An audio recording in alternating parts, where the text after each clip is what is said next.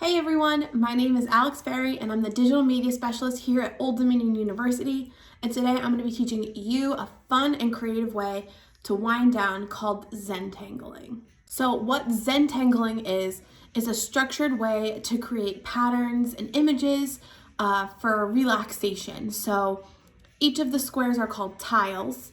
So you're going to draw your own tile, and then each of the patterns inside the shapes are called tangles. So that's what ZenTangling is. So all the patterns are called tangles, and then the squares are called tiles. So what we're going to do today is we're going to create a tile and then our tangles in the tile. But first what we're going to do, and what's kind of key to all this, is we're going to take a second to appreciate our time, our supplies, and we're going to take a few deep breaths in and out just to kind of put us in the right mood to get to ZenTangling. All right, so we're going to take a deep breath in and out. And again, deep breath in and out. And last time, in and out. Great. So I'm gonna flip this camera around. I'm gonna show you what we need and we're gonna get ZenTangling. All right, so here are all our supplies that we have here. So you're gonna need some type of paper or pad. You can use regular computer paper. You could use your notebook. I have watercolor paper. I just like to draw on that, so that's what I have here.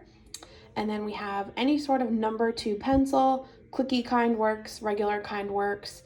I like to have a bigger eraser just because I like to be able to more swiftly get rid of some extra marks. And then we have these Pigma Micron pens. They're an artist marker.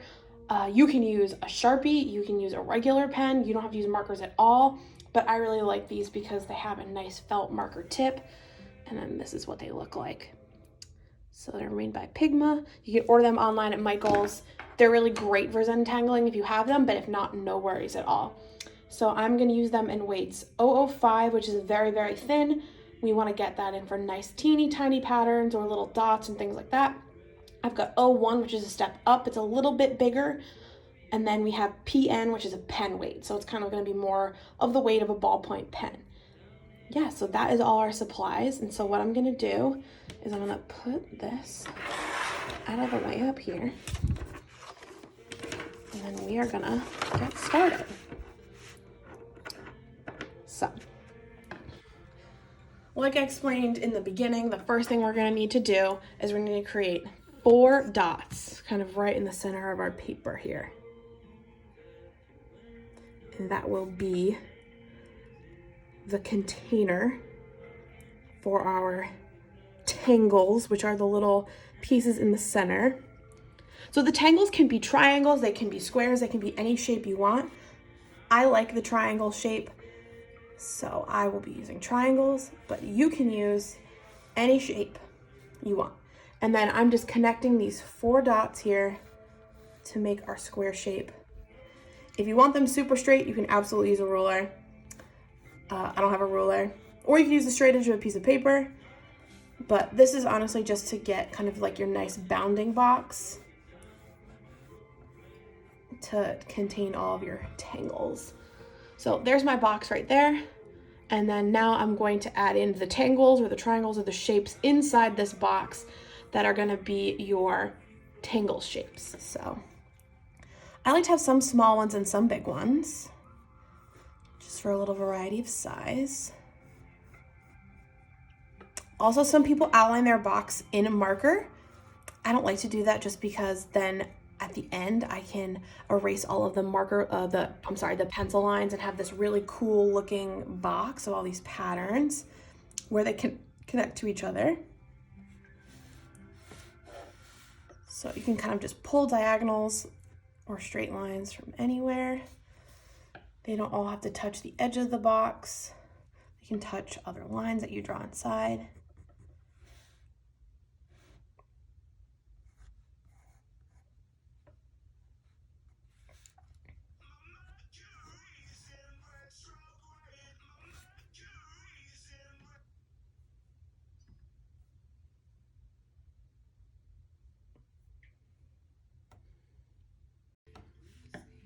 And then we're gonna draw one more in here.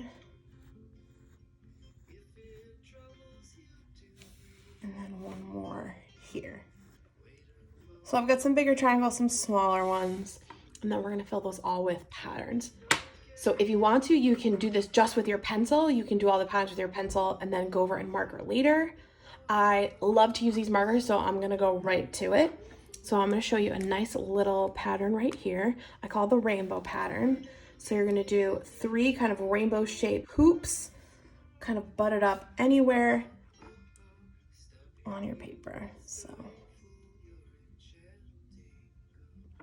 all right, so we got 1 set right there. And now every other set of rainbow stripes you're gonna make are gonna connect to another set. So we're gonna bounce these off right here.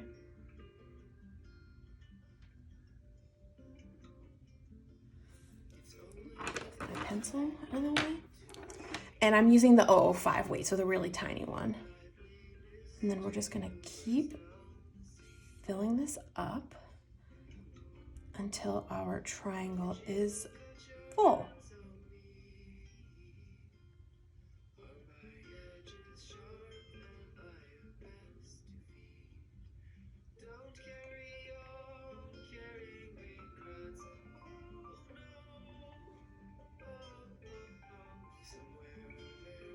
And I start the circles from the corners, so then they all converge in the center, and it looks really cool.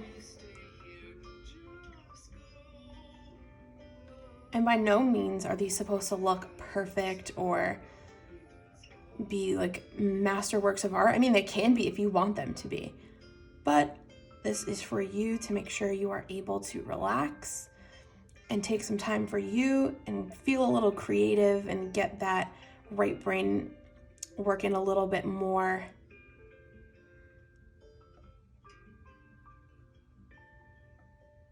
And there we are. So that's one of our ZenTangles, our tangle shapes filled. Another great one for bigger things is polka dots. I love a good set of polka dots. So in one of my bigger squares, I'm gonna use this PN weight. So they're gonna be a little bit bigger dots. And we're just gonna go in a straight line. So just 1 set of dots right in a straight line. And now to kind of get that off-centered pattern, we're gonna start to put our second row of dots in between the first row.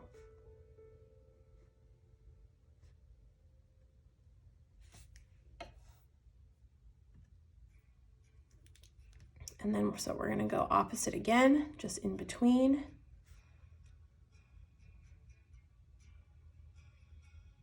And we're just gonna keep going down the line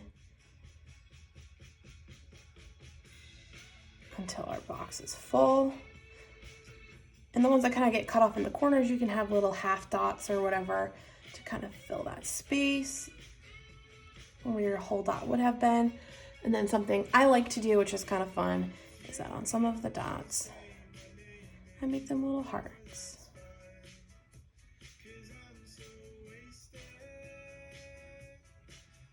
Because hearts are one of the most popular doodle shapes out there. If you have never doodled a heart before, then bless you.